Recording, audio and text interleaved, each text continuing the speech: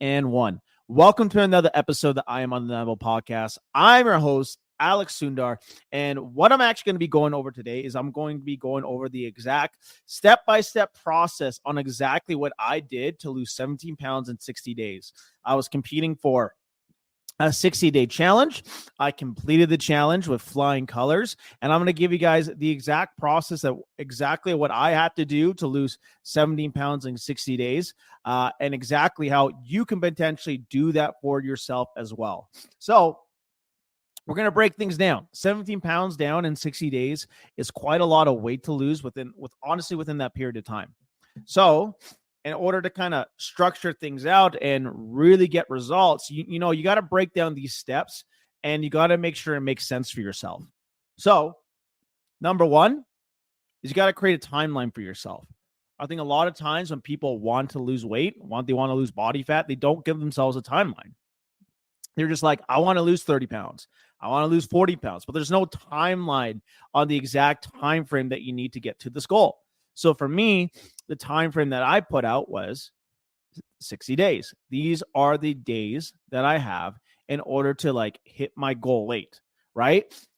Where I was going for is I wanted to lose max 2 pounds per week, because anything more than 2 pounds a week, I typically find food cravings go through the roof, energy goes down, strength goes down. It's way harder to stay consistent.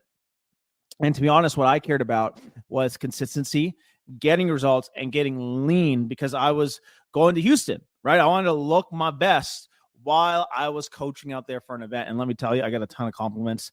Hashtag shout out to Fatty and Kirsten Mark for pumping up my tires. Just saying, just putting it out there, right? So number one is you need to create a timeline for yourself, and the timeline needs to be realistic. So if you're like, I want to lose 30 pounds in 30 days, that's not realistic. That's not happening, right? So you want to lose anywhere from 0.5 to 1% total body mass per week. And for me, 2 pounds a week was very realistic for me, right? So you got to pick the number that's realistic for you. Most people will be between that 1 to 2 pound mark. And that's kind of like where you want to gauge your progress. Because if you're not losing that amount of weight in 1 week, well, that's going to take you, you need to make some adjustments to get there.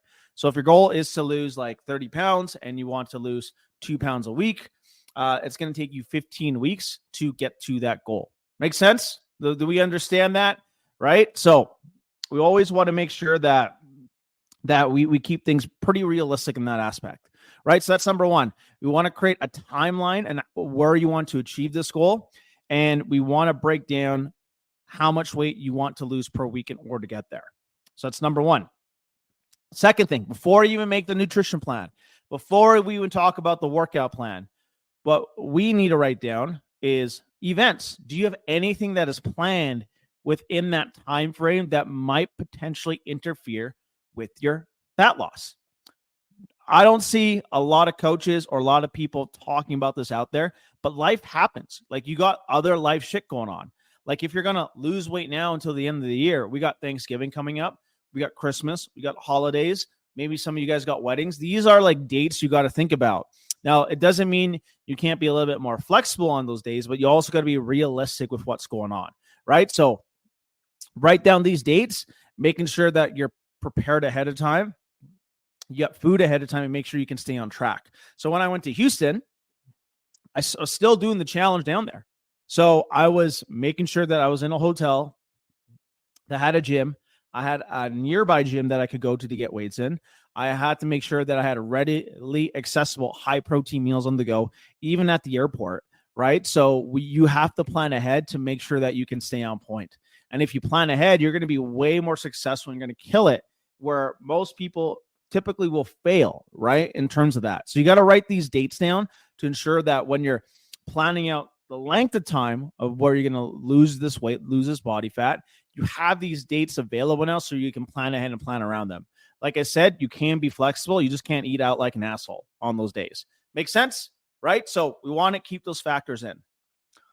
The third part that we have to understand is that throughout this process, you're going to go through what I call an identity shift. Who do you need to be during this X amount of time frame in order to accomplish this goal? Because like I mentioned before, everyone wants the meal plan. Everyone wants the workout plan, but that comes at the very end. You need to work on these things first to prep yourself. So you got to ask yourself, what kind of commitment are you able to make? Do you need to wake up earlier? Do you need to make sure you get to sleep on time? Do you have to skip out on some events to make sure you're absolutely on point? Like, where's your commitment level at? Like, we got to make sure that when you're going through this process, it's also an identity shift. And you have to understand that, if you were this person, you already would have accomplished that goal. So in whatever time frame that you did make it, you're probably going to become a different person in some other aspect. And you got to adopt those personality traits, adopt those values, adopt who you currently are now, because that's going to allow you to hit that. So now that we kind of got that out of the way, we kind of broke down that, the overall foundation of what you need. Now let's talk about the nutrition plan, the meal plan. What are you going to eat? Well, number one, I was talking to, I forget who was talking to on the phone recently. They wanted a meal plan, but they wanted to be able to eat what they wanted. It's not going to work like that, and you're not going to get results like that. You can still eat good food. But you can't eat out whatever you want, right? So what I did is I did flexible dieting. I ate pretty much whole foods the whole time. So you need to create a calorie deficit. So what I did is I found out what my maintenance calories are. I reduced those calories by 500 calories per day, or 250 to 500 calories. And I planned out my whole shebang. So for protein, I actually consumed more than 1 gram per pound of body weight because I wanted to feel full and satiated. I kept my fats at 20 to 30% of my total calorie intake, and the rest were carbohydrates. So I planned that out, and I was pretty much ready to go.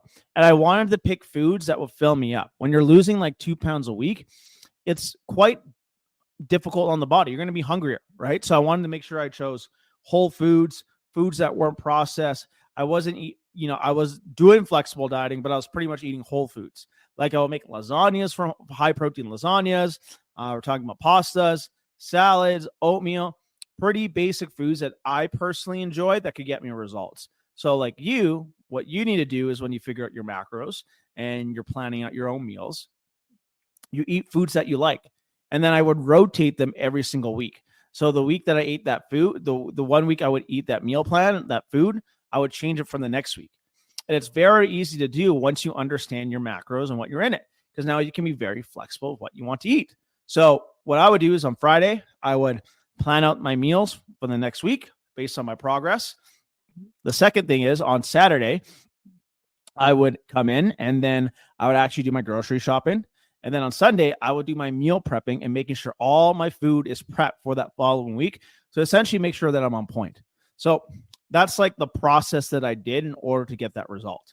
And we did that every day, every week for 60 days. I'm still doing it right now because we still got more goals to accomplish, right? So the second part is a workout program. Number one is like, what can you stay consistent with the most? So normally I will work out 4 times a week, but they were very long, draining workouts. They were very tough on the body. And when you go in a calorie deficit, when you're losing body fat, the goal is not to kill your body, right? You want your body to recover. You want it to feel good, all that kind of stuff. So what I did with that is I actually went from 4 days a week to 6 days a week. Now listen here. It doesn't mean these workouts were long. They were actually only quick 30 to 45-minute workouts. I was in and out super quick.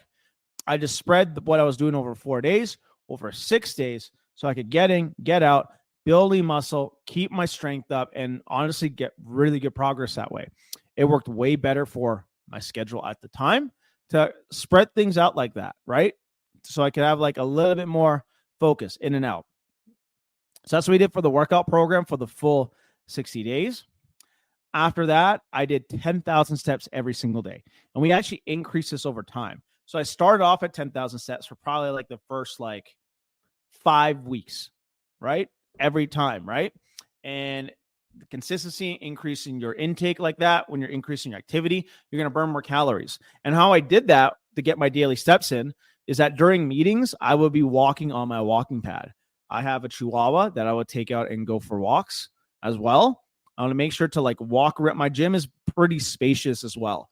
So usually when I walk around my gym, I usually get in 4,000 steps in pretty easily as well. So It was very easy for me to get in the 10,000 steps. And then when I increased those daily steps to 15,000 steps, it was very easy for me to do that as well. Because when I was in meetings, I would walk on the treadmill. Also, at the end of the night, when I was watching like Netflix or hanging out with my girlfriend, we put the TV on. I just brought my walking pad up and I got my steps in. There was just no excuse for me to miss it and to keep that consistency up. It was easy. I actually found steps were the easiest thing.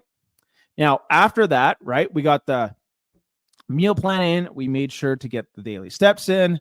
Well, what about cardio, right? So I actually didn't do cardio at first for the first 2 weeks. Zero cardio because I was already losing 2 pounds a week. And then when my body stalled, instead of actually decreasing calories, I started adding a little bit of cardio. 20 minutes of cardio 3 times per week. That's it. I didn't do anything else than that. So we kept it pretty simple. And believe it or not, throughout the process, at the very beginning, I actually started around 2,200 calories. And I was actually losing weight too quickly. So what I did is I actually increased my calories. Up until the last 60 days, I was eating around 2,700 calories per day. And I actually removed cardio. So how crazy is that? I did less work. I ate more food and I lost more body fat doing it that way than I did at the beginning. It's funny kind of how this process works, right? So just know that when you're all going on your own personal fat loss plan, not everything is going to be the same every single week. You're going to have to make adjustments towards it based on how you're feeling, based on what's going on in your lifestyle, and understand your metabolic response might be completely different from everyone else. Like for myself, we increased calories. We didn't decrease it, which is super, super cool to think about. So that's exactly what I did to lose 17 pounds in 60 days. As of this, we're also going on another journey again. We're going to keep cutting down until the end of November, and I'm looking forward to it. So stay tuned. Hope you guys enjoyed this episode, and we will talk to you later. Bye-bye.